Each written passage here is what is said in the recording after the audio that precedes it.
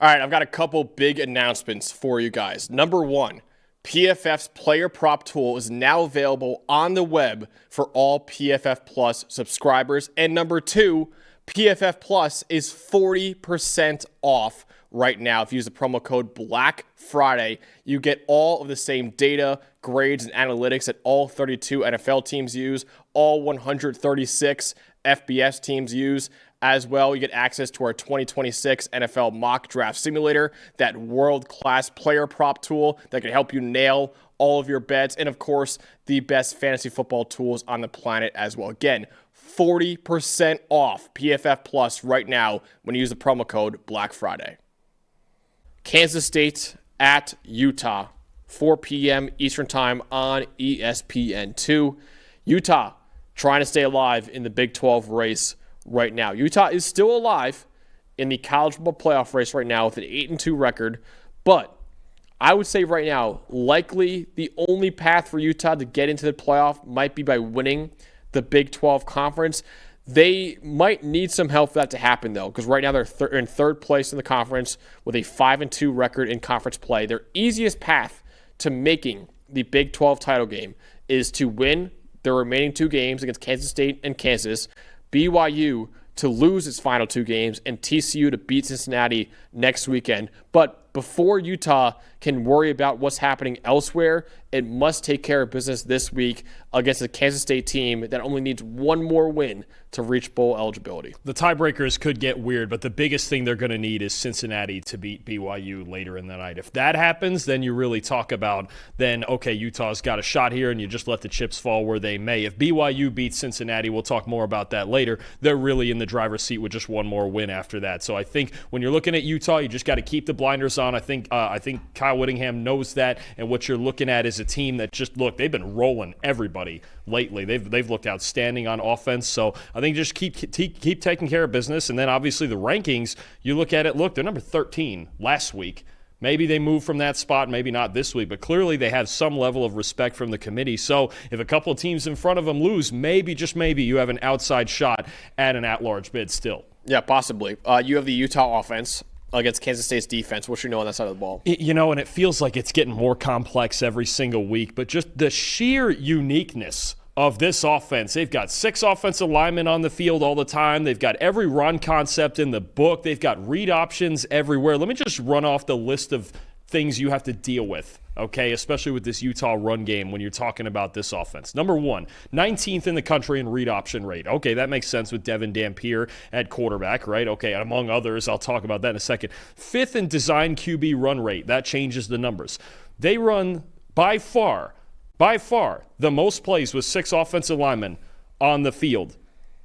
45% of the time, they have a 6 offensive linemen out there. They're just trying to maul you, just run you over. Then you talk about, okay, they're trying to run you over downhill with 6 offensive linemen. They also lead the nation in jet sweeps, so they can get to the outside any which way they want, and they'll go unbalanced with their offensive line as well at a top 10 rate. There's just so many different things that Jason Beck gives you to deal with. I mean, just as an example, I think what you're looking at here is a team that always wants to get to the edges, right? You think about a big offensive line, and we're going to get straight downhill and run between the tackles. This team averages almost 7 yards per carry off tackle, right? And they get, that's not even counting all the jet sweeps and things they get into in their offense. They're using their backup quarterback, Bird Ficklin. He's had a couple of huge rushing games lately. Actually, 7 different players this year, Max, have taken a snap at quarterback for Utah because they just got a million rushing threats, whichever way you want to go about it. Dampier, Ficklin, Wayshawn Parker, Nakari Rogers, Nate Johnson, the third-string quarterback who was out to Vandy last year and back in Utah. He gets used a little bit as a rushing threat.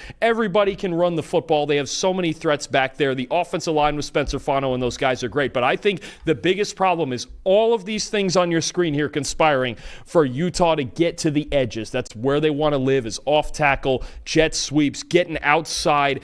Kansas State's biggest problem in run defense has been their edge rushers and trying to keep contain on the outside. If they can keep contain and keep this team in the box, then you got a really good linebacker unit with Austin Romaine and Desmond Purnell and those guys at the second level who can keep things in front of them. But Kansas State's issue has been east and west in the run game all year on defense. Utah, that is their strength, and they got a million different ways to do it. Yeah, I'm looking at the Kansas State offense, and I have Avery Johnson, the quarterback, against Utah's man coverage in this one. So the identity usually for Kansas State's offense lies in their run game, but they have not been able to run the ball consistently this year after losing DJ Giddens, obviously, to the Indianapolis Colts. Right now, Kansas State has a 69.7 rushing grade on the year. That's the worst mark in the entire Power Four. Instead, they've relied on junior quarterback Avery Johnson to carry their offense, and he's been pretty good overall this year with a 75.4 passing grade. That's fourth among all quarterbacks in the Big 12 Conference. He actually has been really good against man coverage overall. A 78.1 passing grade against man coverage is tied for 16th among all quarterbacks in college football. He will be, though, without his top wide receiver in Jace Brown, who is likely out for the rest of the year with a shoulder injury. But it is worth mentioning, Utah runs man coverage at the second highest rate in college football at about 54% this year. Avery Johnson has been great against man coverage. And Utah is only 95th in team coverage grade this year, too, at 70.8. So they'll have to rely, I think, on their elite pass rush to get home.